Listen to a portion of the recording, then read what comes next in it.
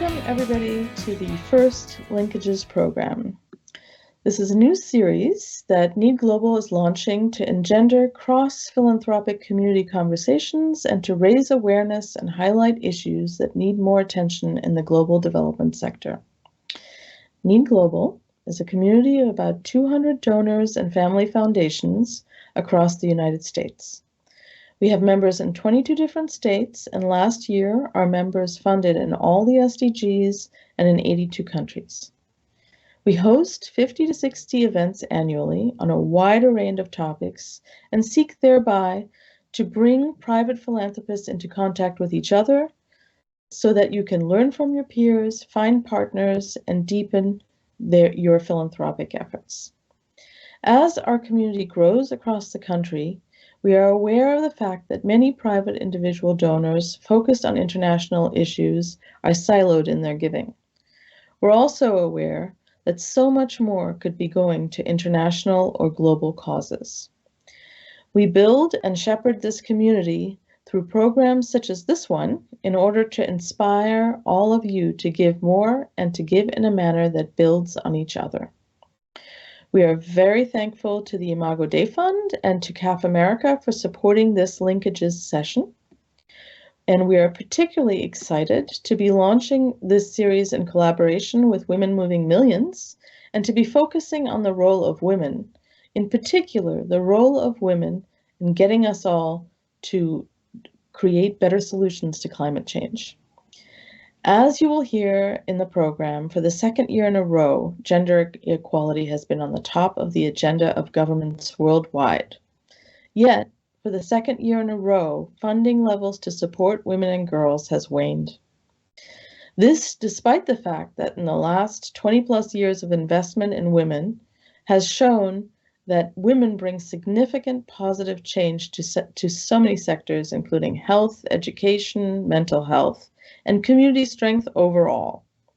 Study after study has shown that investment in women and girls is more likely to bring us closer to climate solutions. Educating women and girls and family planning are number 6 and number 7, respectively, on the list of solutions to address climate change included in Project Drawdown. And in fact, both of those priorities together bring more impact to reducing carbon emissions than the first solution listed on that project. In 2019, a study in the European Journal of Political Economy showed that female leaders in government are more likely to bring about climate solutions. And at COP27 last December, the head of UN Women laid out the case yet again for why investing in women and girls is a top priority for the implementation of climate solutions. Women are clearly at the center of change in communities worldwide, and they need so much support, so much more support, to create the changes we need in order to address climate change. Okay. So before I hand the floor over to the amazing lineup of speakers and guests that we have today, here's what you can expect from our first Linkages program. We will begin with a big picture conversation with 3 women at the helm of organizations with deep experience in funding and finding women, in particular, finding women who lead movements at the intersection of women and climate. These organizations, of course, are Women Moving Millions, 1,000 Currents, and the Global Fund for Women. After that, you can select one of 2 workshops, the first one led by Root Capital, focused on women in agriculture and climate, and the second one led by Global Green Grants, focusing on funding women intersectionally, in particular at the intersection of climate, women, and disability. Both workshops will highlight the role that intermediaries play in finding and funding women. After that, we will have a short call to action before inviting all of you into separate breakout rooms. This will entail hopping to a different location on the platform, but no worries, we will help you get there. And we invite you to join us for these breakouts so that you can meet each other in this virtual space. Welcome, everyone, and we hope you will enjoy today's program.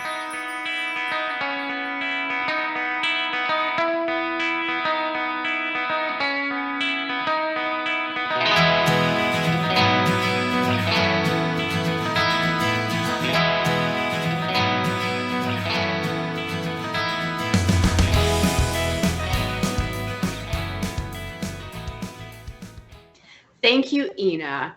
As an organization that believes deeply in collaboration, we're thrilled to be coming together with Need on today's program. For those of you who are new to Women Moving Millions, in brief, we're a philanthropic community united by our shared commitment to gender equality. We stand at over 370 members strong in 16 countries, a global community with a global commitment to catalyzing the resources we need to achieve a gender equal world. We share in our belief in investing in women and girls, not just because we believe in gender equality, but because it's a smarter, more effective way to deliver impact for everyone. We activate around the indisputable evidence that women and girls are powerful drivers of change in their own lives and communities, and that together, as partners in supporting that change, we can accelerate progress. There are few issues where applying a gender lens is more essential than the climate crisis, where women are bearing the brunt of the impact, but also importantly, essential to building sustainable, lasting solutions. I know the experts we'll hear from today will both expand our understanding, but also reinforce what we know.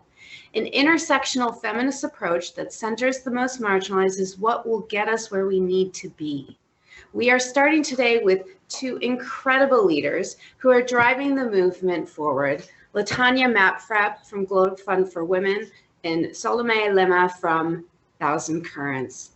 I know we are putting their bios in the chat, so with the limited time we have today, we're just going to get right into the conversation, which we hope will set the stage and give us the global view on the state of the movement for gender equality and climate justice and what donors need to know. So welcome and welcome to our speakers. We're grateful and honored to have your time. It truly is such a treat. So let's just get right into it.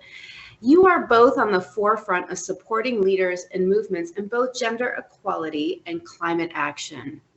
To begin with, can you both share a bit about your organizations and how you go about funding at the intersection of gender and climate? And Latanya, I'm going to go over to you first. Okay. Thank you, Sarah, so much. And thank you to Need for the invitation. It's so great to be with you again. At Global Fund for Women, we offer flexible feminist funding to gender justice organizations and movements. We're trying to create this lasting change that we all talk about in social justice.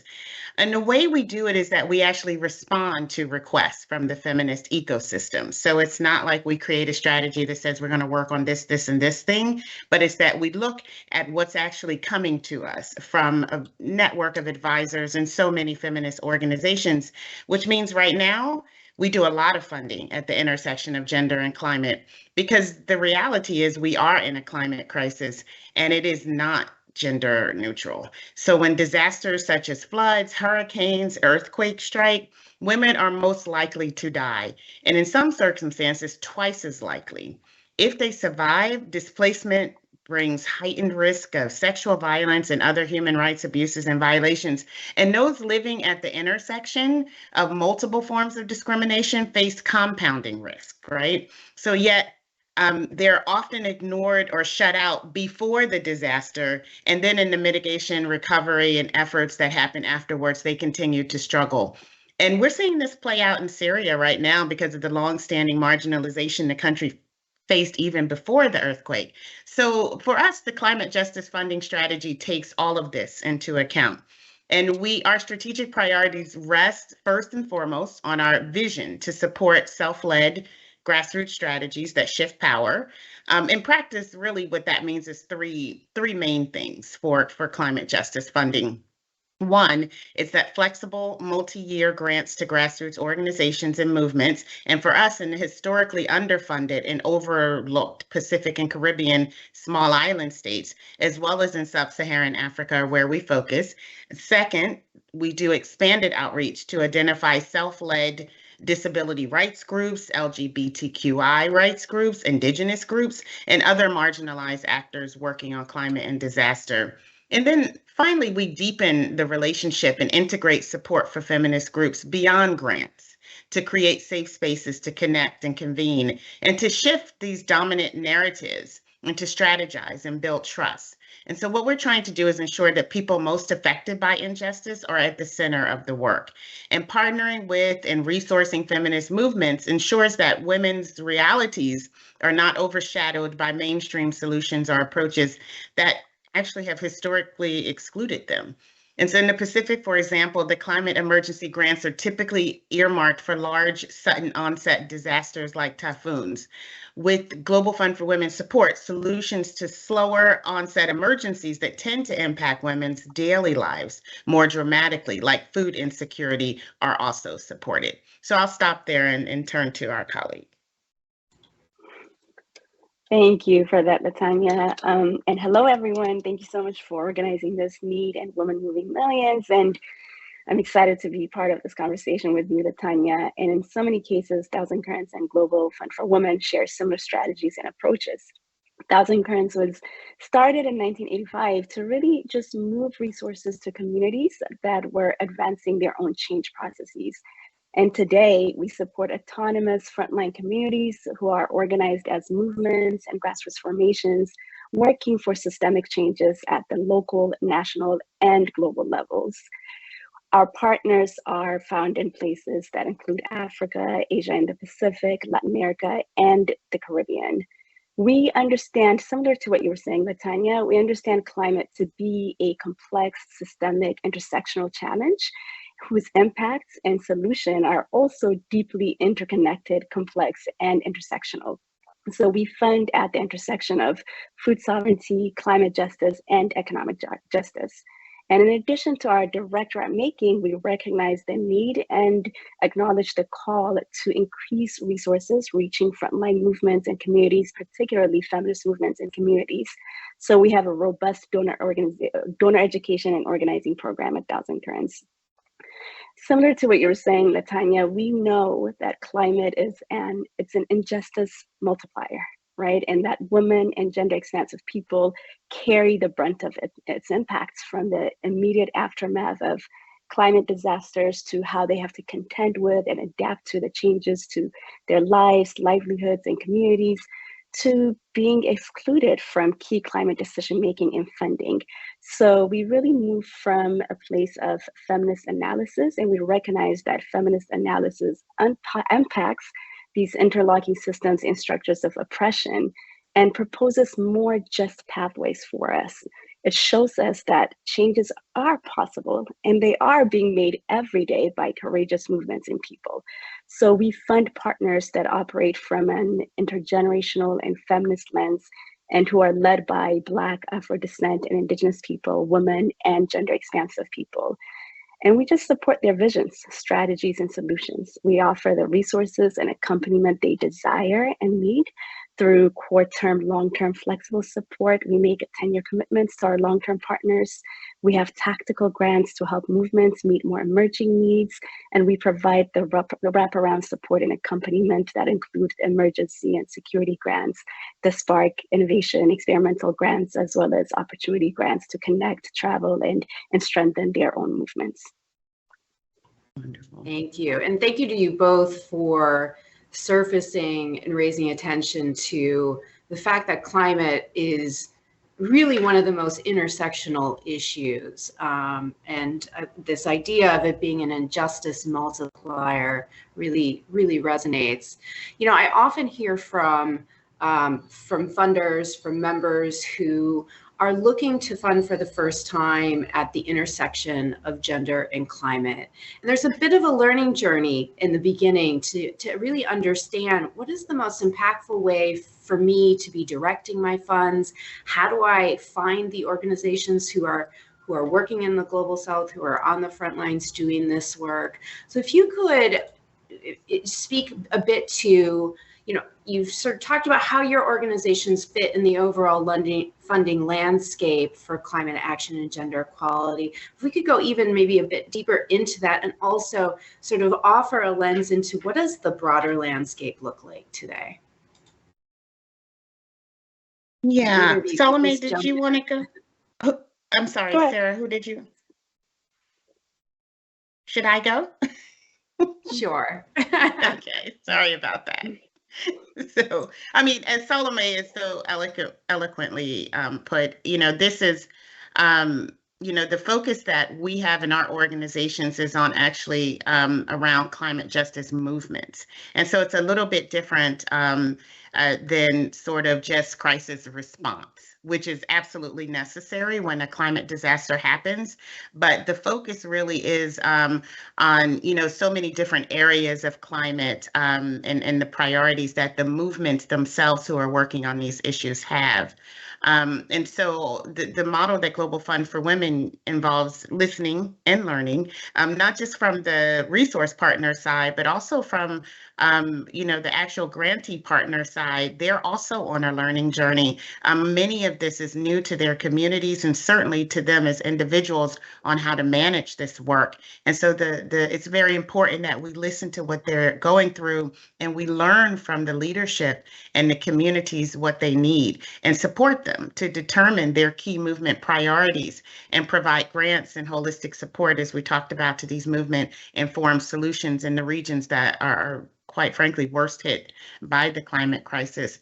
And so, just for example, feminist organizing in the small island states in Caribbean, as well as in sub-Saharan Africa, where there's a little bit of a different climate dimension, but it all has to be diverse, vibrant, and expanding. And we have to value trust, respect, and the community that's at the core of these overlapping movements must take the leadership. So historically, feminist movements for climate justice have been severely under-resourced, and that still is the case despite a lot of effort and sometimes rhetoric towards the issue. We talk about the big C, that the big climate work, reducing emission gets a lot of funding, but the actual women in the communities that are trying to stave off and support families who are actually experiencing a lot of adversity because of the climate situation don't get much funding at all. And I mean, just in general, as we know, Sarah, and I know Salome, you could back this up, that far too little funding reaches the grassroots. I mean, less than 1% of gender equality funding reaches grassroots. And overall, the pool of gender equality funding is actually going down, according to the latest OECD numbers analyzing government spending. And so Global Fund for Women focuses on these overlooked grassroots movements because those with lived experience of climate change know the best the needs of their communities. And I feel like they're well placed to lead these solutions. So that is where we fund. Thanks. Thank you. Salome. Yeah, thanks for that, Natanya. I would echo everything that you've shared. I think, as you said, the data is really quite embarrassing, right, around how much resources are reaching grassroots climate justice movements and feminist movements and movements in general, particularly when we talk about funding in the Global South. We know that less than 12% of global funding is going to local organizations, and we can use that as a proxy for grassroots and movements, although we know there's more segmentation there. And like you said, Latanya, less than 0.2% of climate funding reaches women-led organizations, less than 1% of funding reaches Indigenous people. So there's more work to do. And we also know the sector is waking up, right? We are increasingly hearing commitments from all types of funders around climate and climate solutions, and in particular around Indigenous peoples, women, and local grassroots movements working for climate justice. So for Thousand Currents, I think our approach is that climate is deeply intersectional and interconnected. And there isn't one place or one area where that intersection of gender and climate lives. Feminist movements and feminist analysis doesn't just have one lane. It actually offers us strategies and solutions across the board in all sectors and areas. So for us at Thousand Currents, we fund food sovereignty, climate justice, and economic justice, both independently, but also as overlapping areas. And when we take food sovereignty, for example, if you're interested in agriculture, we know that nearly 50% of smallholder farmers around the world are women. In places like Africa, that number rises to about 70%.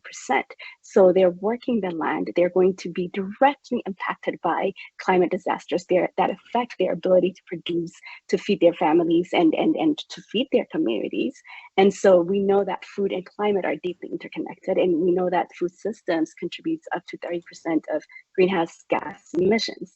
And so for us at Thousand Currents, we've identified that as a key intersecting climate strategy, and we support movements led by women, Indigenous, Afro descent, and Black people, and gender expansive people that are helping communities strengthen their food systems by introducing agroecology as a more sustainable food systems solution, by helping farmers adapt these practices through farmer-to-farmer education and trainings, and by helping communities advance more sustainable food farming practices across up and down the value chain. So that's just kind of one example of how we fund at the intersections of food, climate, intersection, and Indigenous peoples. And so no matter what your issue is, be it education, health, economic opportunities, even technology, there's an opportunity to identify how gender and climate intersect in that area, and what feminist analysis and perspectives offer us, and fund those connections in that analysis.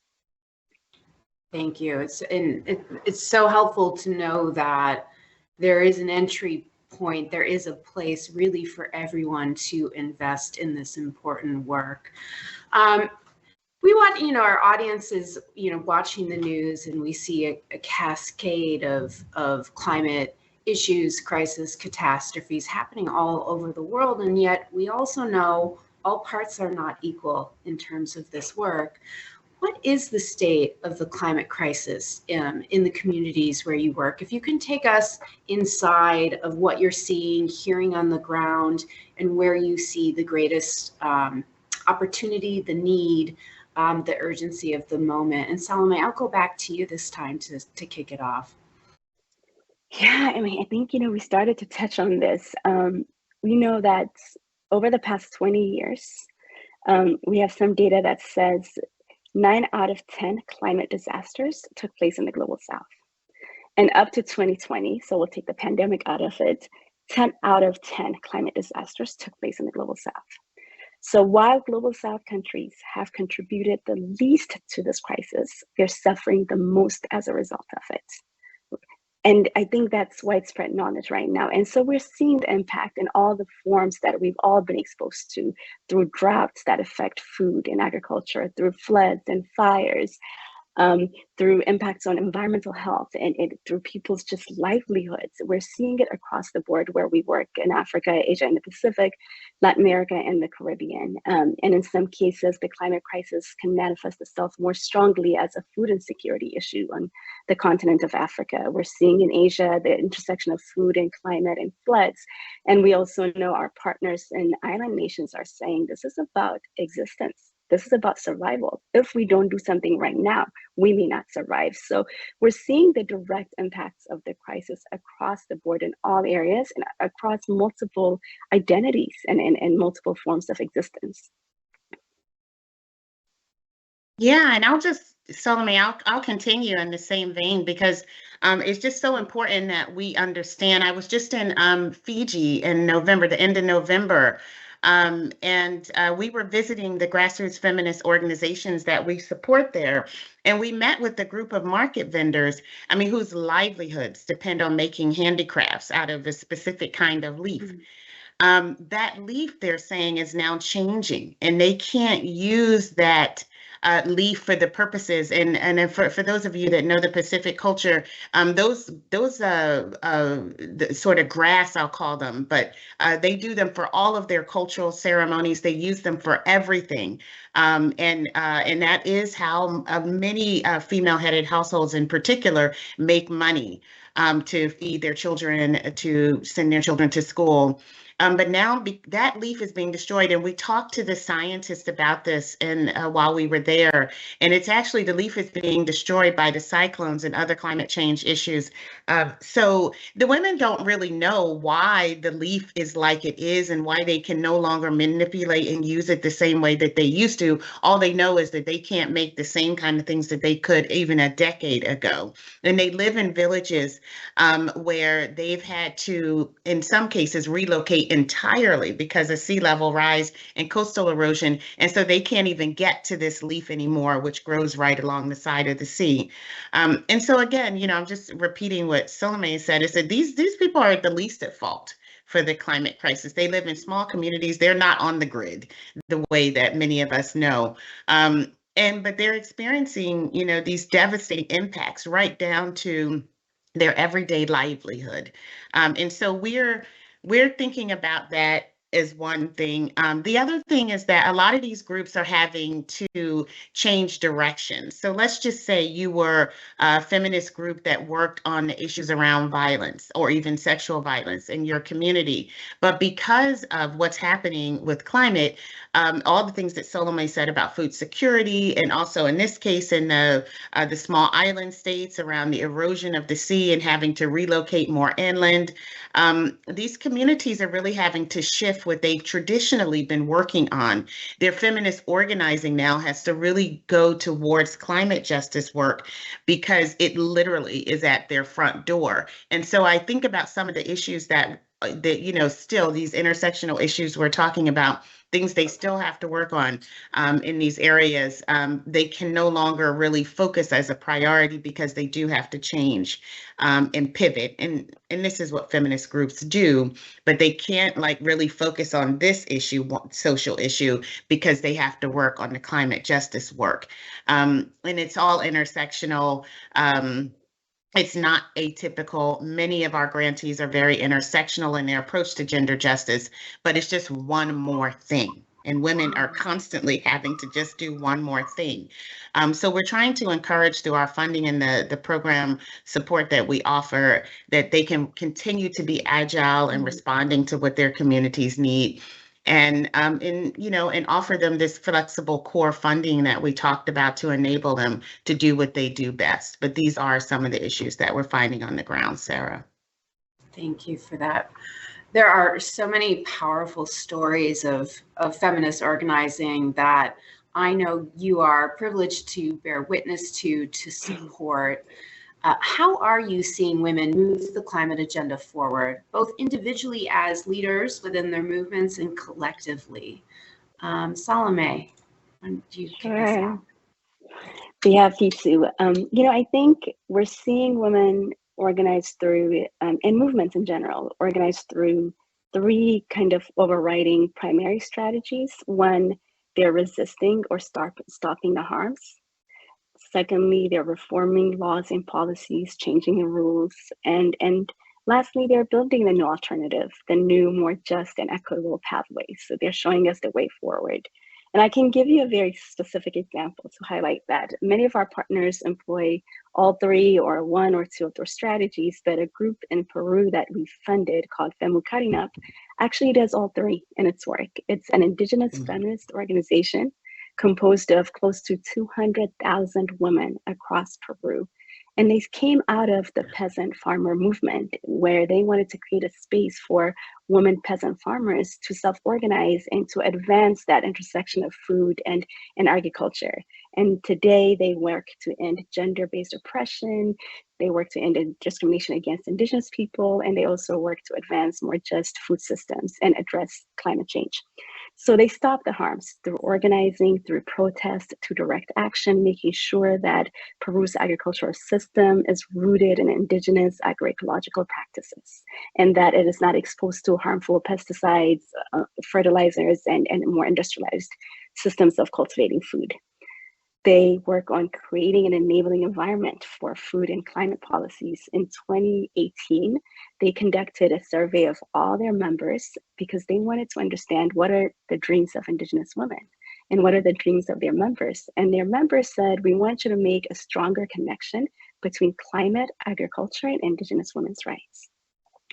So they brought together a coalition of 6 other Indigenous movements, and together they helped Peru pass its very first Indigenous climate panel, which for the first time gave Indigenous people and women a seat at the policy table so that they can inform Peru's climate laws in accordance with its agreements through the Paris Accord. And they're also building out the new possibilities. They really identify agroecology as a food solution, a climate solution, and a territorial solution. So they're training farmers, they're building agroecology schools, they're connecting feminists and women across the country so that they can together help propel Peru forward. So this is just one example in which women are able to identify, exist, and have overlapping identities and impressions, and then are advancing solutions that are also overlapping and interlocking.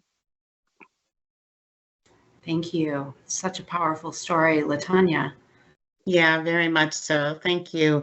And I guess in just thinking about what we're seeing, I've already spoke about the women in the small island states that are literally holding ground for their families and communities. We were able to visit, communities that are considering relocation, so they're still on the coast.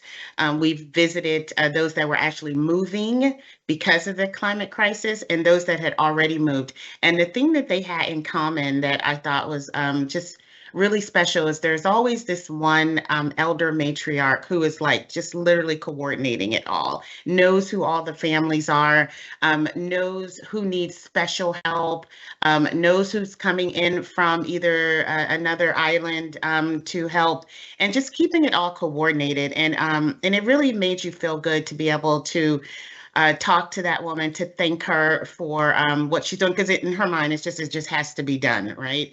And to be able to and during the trip give her recognition and thank her for the work that she's doing was so important. And also to let her know a little bit about how familiar this is for so many other communities, not just in her particular island, but across the islands and across the regions and other islands around the world, I think was helpful. And this kind of trust and relationship building is so important, that accompaniment that Salome was talking about in her last answer.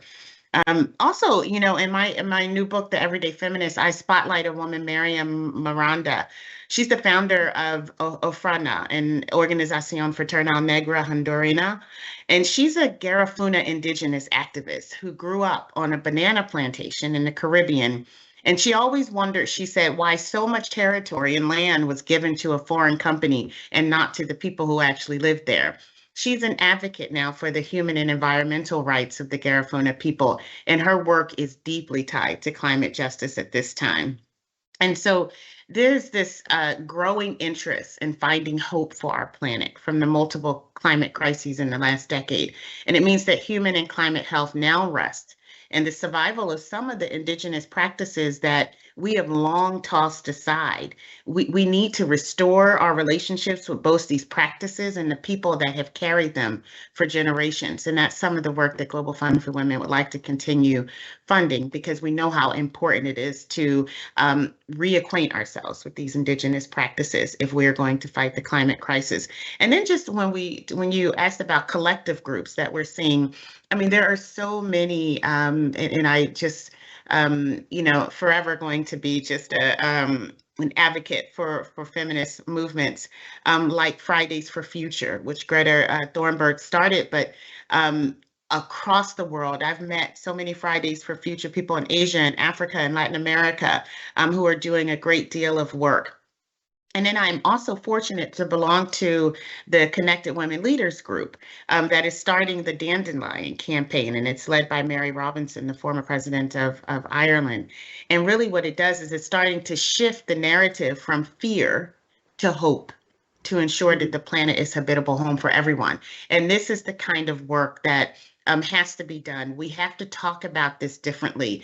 It can't be just a doomsday scenario. It has to be an opportunity and solidarity to work together as humans to be able to address a crisis to our human family.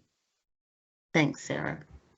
Absolutely. Salome, I wonder if, I know within our community at Women Moving Millions, people are really interested in narrative building, shifting how we talk about the work that we do, elevating the stories. I wonder if you might also have something to say just around the story building and the reframing of this work.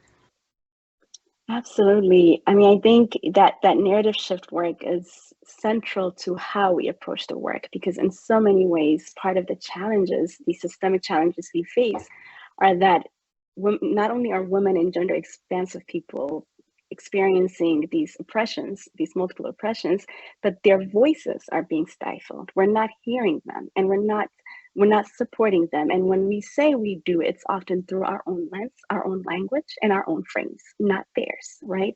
And so what's really important for us at Thousand Currents is to think about how do we ensure that we're interrogating our own language and our own frames to be aligned with our partners and what our movements are saying and what they're communicating, particularly because we are an intermediary in some sort, and we're at times translating between different communities that aren't always in conversation with each other, right? And so it's that interrogation of language. How do we make sure that we're being precise and clear?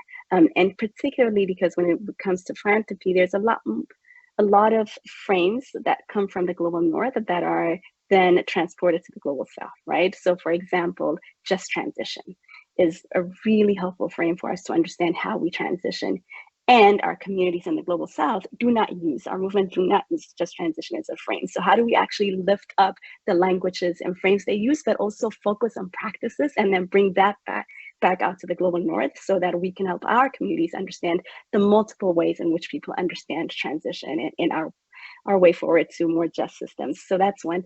The second is really making sure that we have a focus on storytelling. And Thousand Currents is experimenting quite deeply with different platforms for storytelling, whether it's through photography, whether it's through artists in residencies or videos and other formats, to really bring what Latanya was saying, that ultimately these are also about human stories and making sure that we reposition human stories. And lastly, I think for us, one of the most fundamental challenges and opportunities is repositioning who the world and who we collectively see as climate protagonists.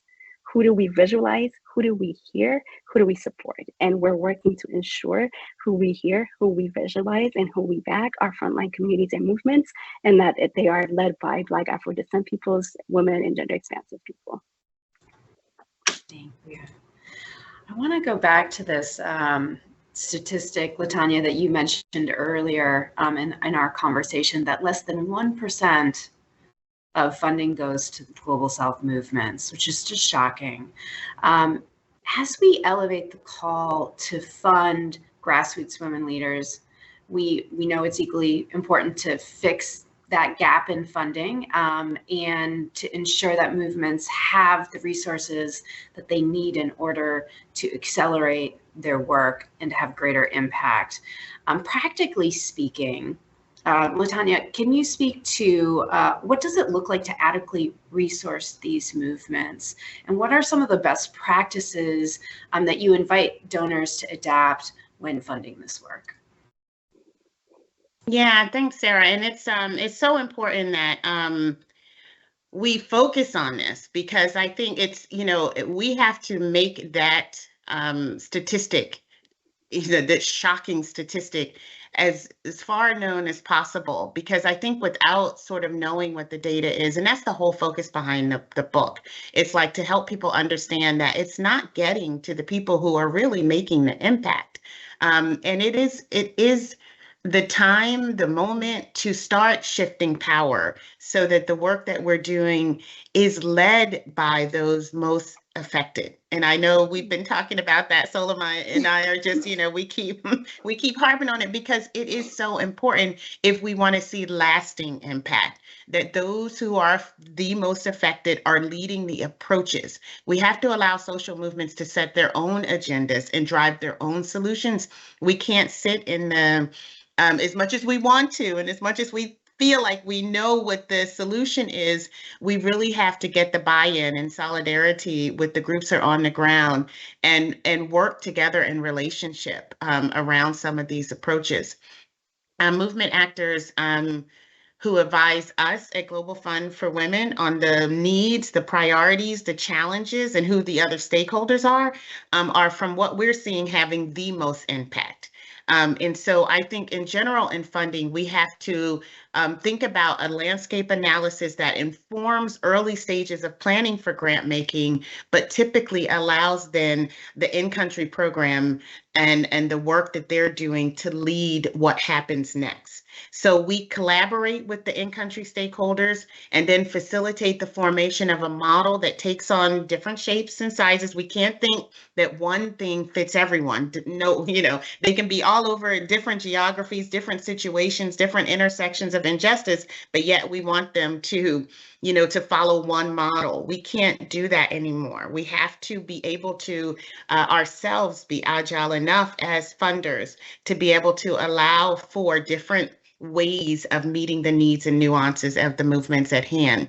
And so, just in short, for us, it means that movement funding gives as much power to the movement itself as possible over their own funding decisions. And so our movement-led approach means that we resource needs with the commitment over multiple years.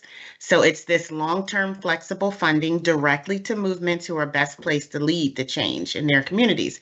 And so we sit together and all of these organizations that are a part of the movement around a table.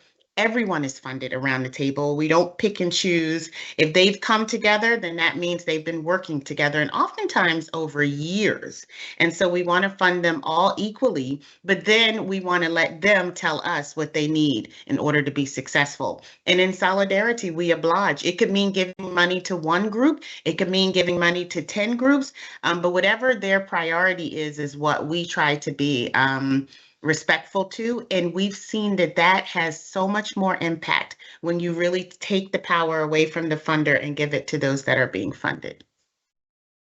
Thank you. Salome. Sarah, sorry, can you say that again? You cut off for a moment for me. Oh, yes, just please, if you could speak to this question as well.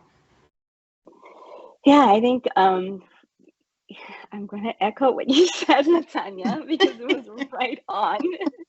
We agree fully.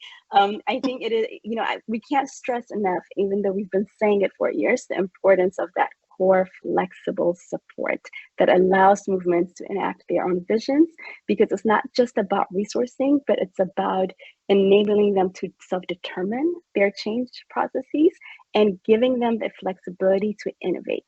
That flexibility and core support actually leads to innovation, whereas restricted support undermines it. So that's what we focus on at Thousand Currents. And secondly, it's that staying the course, right? We're dealing with intergenerational challenges that took decades in the making. So making that sustained long-term commitment to our partners is core and central to what we think is significant.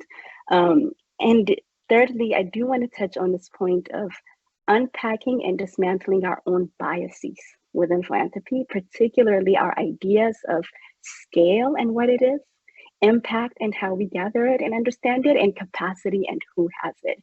And really understanding that movements build their own capacity and have capacity and knowledge, but we can help them strengthen it. But right, and we have to build our own capacity to be in right relationship with them, so that it goes both ways. And understanding that scale looks very different. I know we're dealing with a global challenge and we want a quick fix, but scale comes in decentralized ways, and that's what movements do. They enact decentralized collective action that is coordinated through shared vision, and that challenges our singular ideas of scale. So there's work we need to do on our own side around dismantling these biases and perceptions. And then I think lastly, what we've learned at Thousand Currents and what I've learned is the importance of enabling movements to experiment. They're building new pathways. We don't have a roadmap. We don't have a plan that people are implementing, right, around what justice and equity looks like exactly. So they need an opportunity to experiment, which means the permission to fail, because we understand failure is core and central to how we build these more just and equitable systems. To go back to the example I gave around FEMU cutting up, they did all this work and gained all this traction nationally, and then there was political turmoil in Peru recently. So there's a bit of a backlash and there's regression, and now they have to think about what are the implications for sexual and reproductive health and rights, what are the implications for closing space for civil society. So they may have to pivot and adapt and adjust. The important thing is that we as funders give them the ability to pivot, adapt, and adjust to the changing conditions and circumstances that we all collectively face. And that's been supports who have Thousand Crimes Funds and works with our partners as well.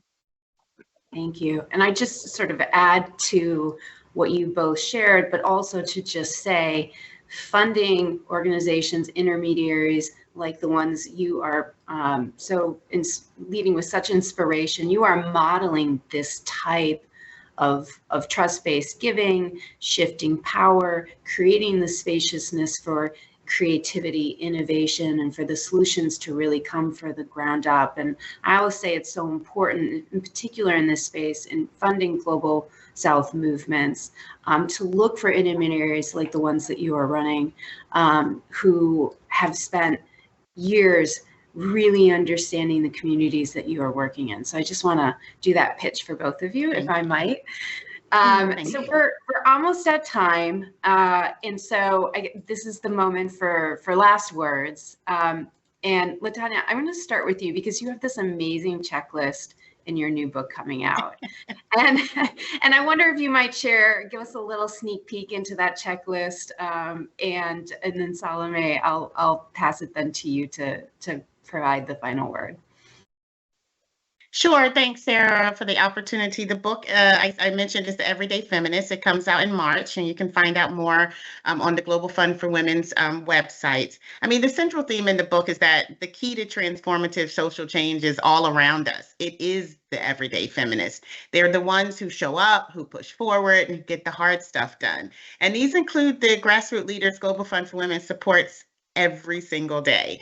And in the book, I invite readers to explore not only the monumental impact of the everyday feminists, but the opportunities to support them, to usher in this profound social change. And so in the book, I'm just allowed to dream a bit and provide checklists for stakeholders depending on where they sit. And so I'll just give a couple of quick examples. So I asked philanthropy, both foundations and individuals, to embrace and value the slow path to real lasting change and to stick with everyday feminists through the natural ups and downs of movement work, everything that Salome was just saying.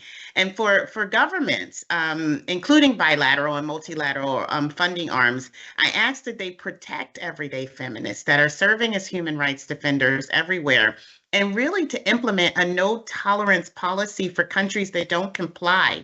Femicide should have extreme sanctions attached to it, just to name one. But then also on the checklist for corporations and businesses, I asked that they clarify their values, the values of their leadership, their boards, and their staff, to ensure that they listen to and partner with everyday feminists. So I invite all stakeholders to partner with feminist funds who can help donors find everyday feminist organization and movements. I talk about not creating the wheel because a lot of people are like, how do I do it? And so it's like, we're out here, you can work with us. And then I ask they identify everyday feminists who are focused and aligned on a specific issue or set of issues like we're talking about right now with climate change. And then finally, I ask that they support everyday feminists that are experiencing a crisis situation. Unfortunately, crises are just a part of our lives, and we have to make sure those that are the most marginalized during crises are receiving the support that they need in order to help themselves and their communities get out of it. So that's just a little bit, just a little taster. Thanks, Sarah. Thank you. Salome, final words. No, that's beautiful. I can't wait to read the book, LaTanya. One of the most important lessons I've learned from our partners, from feminist movements, from Indigenous peoples, is that, yes, the challenges that we face are daunting. They can seem daunting because they're so systemic and structural and interconnected, but they're also created by people. And they can be transformed by people. That change is possible, transformation is possible, even when something as big and as existential as the climate crisis is facing us directly. So I think that one message I would want to leave us with is that transformation is possible, it is here, and it lives in the collective when we come together to do something about it. And I invite you to join us on that journey. Thank you. Thank you. I love that. Ending on the note of possibility. is such a beautiful way to close. Thank you both for sharing your wisdom with us today, for all the work that you're doing for your leadership in this movement. And thank you to Need for hosting this conversation. And I know we're going to be moving to our next session. So thank you all very much. Thank you, Sarah. Thank you, Latanya. Take care. Good to see you.